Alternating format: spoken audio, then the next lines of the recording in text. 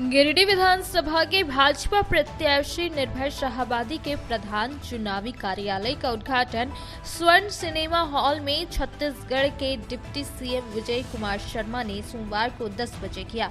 मौके पर पूर्व मंत्री चंद्रमोहन प्रसाद के साथ प्रत्याशी निर्भय शाहाबादी भी मौजूद रहे। इस दौरान प्रधान चुनावी कार्यालय में विधिवत पूजा अर्चना किया गया।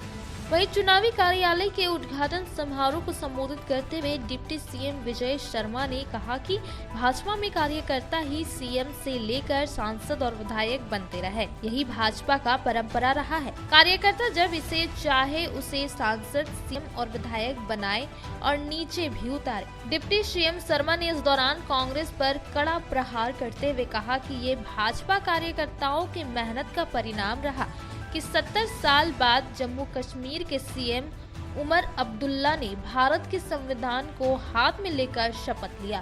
नहीं तो आजादी से पहले ये जम्मू कश्मीर में इसे पाप समझा जाता था। डिप्टी सीएम ने कहा कि ये भाजपा कार्यकर्ताओं की ताकत है जिसे पीएम मोदी और अमित शाह के हाथ को मजबूत किया और 70 साल बाद देश के संविधान की शपथ ली गई। और कांग्रेस कहती है भाजपा बाबा भीमराव अंबेडकर के बनाए संविधान को बदलेगी, जबकि खुद राजीव गांधी ने पीएम होते हुए कई बार संविधान को बदला और शायद ये बात कांग्रेस भूल गई। डिप्टी सीएम ने मौजूद कार्यकर्ताओं से कहा कि वे इस चुनाव में जनता के दरवाजे तक पहुंचे और भाजपा के संकल्प पत्र पंच प्राण के महत्व को समझाए कि सत्ता में आने के बाद महिलाओं के खाते में 2100 जाना तय है, तो साल में 2 सिलेंडर फ्री के साथ हर माह सिलेंडर 500 रुपए में दिया, जबकि पहले कैबिनेट की बैठक में 82 लाख नौकरी दिया जाना। इधर पत्रकारों से बातचीत के क्रम में भाजपा प्रत्याशी निर्भय शाहाबादी ने कहा कि चुनाव को देखते हुए इस चुनाव कार्यालय की शुरुआत किया गया है, क्योंकि शहर की जनता अगर घरों से निकलती है तो ये तय है कि एक बेहतर जनप्रतिनिधि के चुनाव में और अच्छी सरकार बनाने के प्रति अपना योगदान देगी। भाजपा प्रत्याशी ने कहा कि 28 को नामांकन के बाद कई बड़े नेताओं के आने का चर्चा चल रहा है। वहीं समारोह में भाजपा नेता दिनेश यादव, शालिनी बेस्रिक्यार, विनीता कुमारी, पूनम प्रकाश, उषा कुमारी, अरविंद बर्नवाल, पुष्पा सिन्हा, मुकेश जलान, सुबोध प्रकाश, संदीप डंकेश, मिथुन चंद्रवंशी, रंजीत राय, संजीत सिंह, पप्पू समेत कई नेता और कार्यकर्ता मौजूद थे। आपको ध्यान होगा विषय, आज जब मंदिर बनकर तैयार है तो भी हम अयोध्या में हार गए हैं। आपको अच्छे से ध्यान है विषय। मैं ये कहना चाहता हूँ आपको कि भगवान राम का मंदिर वहाँ बने। कहते हैं कि भाजपा चुनाव के लिए या राजनीति के लिए इस विषय का उपयोग करती है। कहाँ राजनीति का फायदा दिख रहा है इस विषय पर बताए कोई मुझे? कहाँ राजनीति का फायदा दिख रहा है इसमें? आपको दिखता है कहीं राजनीतिक फायदा? अरे हम कठिन राजनीति करने वाले लोग हैं, हम देश के मानवीयों के लिए राजनीति करने वाले लोग हैं, हम देश की जनता के स्वाभिमान के लिए राजनीति करने वाले लोग हैं।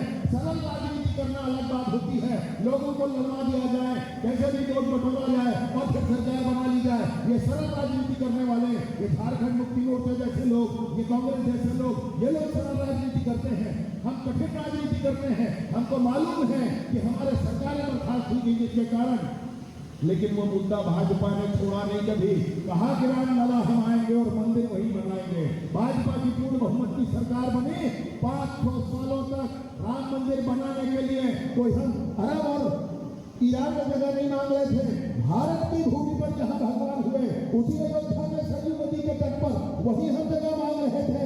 500 सालों का संघर्ष चला और अभी जाकर के वहाँ राम मंदिर बना है।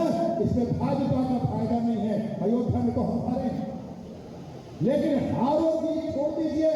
हमारे नेता अटल बिहारी वाजपेयी जी ने सदन में कहा था कि सरकारें बनेंगी बिगड़ेंगी, पार्टियां बनेंगी बिगड़ेंगी, सरकारें आएंगी जाएंगी, लेकिन देश अमर होना चाहिए, देश का लोकतंत्र अमर होना चाहिए। अटल बिहारी वाजपेयी जी ने कहा था। हम भाजपा के लोग जानते हैं कि राजनीतिक घाटे होंगे, कोई बात नहीं, लेकिन देश का मान बढ़ेगा, इसलिए भाजपा के कार्यकर्ता काम करते हैं। भाजपा का कार्यकर्ता एक छोटा कार्यकर्ता यदि कहीं टिकट की चिट्ठी बांट रहा है तो उसके अंतर मन में ये बात जरूर होती है कि मैं देश के लिए, समाज के लिए, समाज की उन्नति के लिए, देश को परम वैभवी शिखर तक पहुंचाने के लिए काम कर रहा हूँ। ये बात उसके हृदय में जरूर होती है। ऐसे साथी कार्यकर्ता भारतीय जनता पार्टी के सब यहाँ बैठे हैं, मंच के स्वागत से पहले मैं साथी कार्यकर्ताओं का, भाजपा के देवतुल्य कार्यकर्ताओं का हृदय से बड़े भाई हैं, उनको पैर छू करके मैं निवेदन करना चाहता हूं, अपना वोट बर्बाद नहीं करना है। आपके यहां से जो बाहर गए हुए जितने वोटर्स, उनको निश्चित रूप से बुलाइए।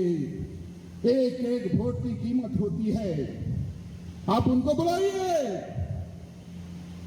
अभी कल हमारे पास आया सूचना कि 300 वोट है, वहां पर 300 वोट नाम नहीं चढ़ा पाए। किसकी गलती है?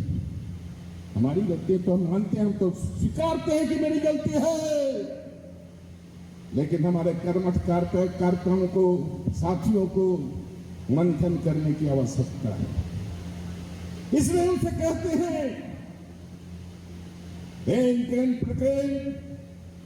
आप जो बाहर में हमारे मतदाता हैं उनको बुलाइए, निमंत्रण दीजिए। जो दूसरे दल के भी लोग हैं, बुजुर्ग माता बहने, उनसे भी आग्रह कीजिए। और उस दिन सुबह से एकदम निकल करके मतदान केंद्र पे अपनी ताकत को दिखाने का काम कीजिए। घर घर से लोगों को निकाल करके मतदान कराने का काम कीजिए। यही अपील आज मैं आपसे कर रहा हूं। और मुझे विश्वास है कि आप इसमें खरा उतरने का प्रयत्न करेंगे, खरा उतरेंगे। बोलिए, खरा उतरेंगे या नहीं? बस